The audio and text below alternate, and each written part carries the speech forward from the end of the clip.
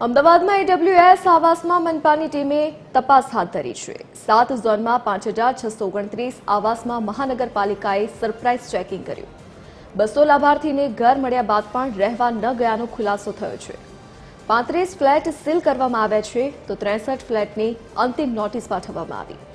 ઘણા લોકોએ માત્ર રોકાણ હેતુ આવાસના ફોર્મ ભર્યા હોવાનું ખુલ્યું। 372 આવાસમાં મૂળ લાભાર્થી સિવાય અન્ય શખ્સ મળી આવ્યા।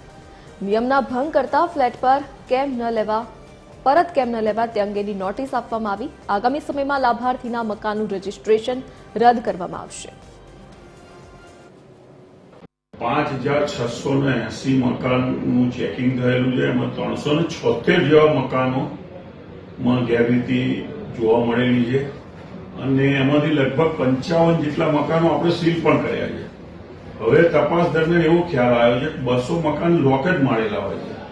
આવનાર દિવસમાં એક પણ આ ટાઈપનું મકાન છોડવામાં નહીં આવે। લોક હશે એને પણ પરત લેવાની કાર્યવાહી કરવામાં આવશે અને નેક્સ્ટ મંથ એટલે આવતા બીજા 2 મહિના પૂરા થાય ત્યાં સુધીમાં લગભગ 1000 મકાનો બીજા ચેક થશે। આમાં જે પણ હાથે લાગશે એ દરેકને મકાન પરત લેવાની કાર્યવાહી થશે।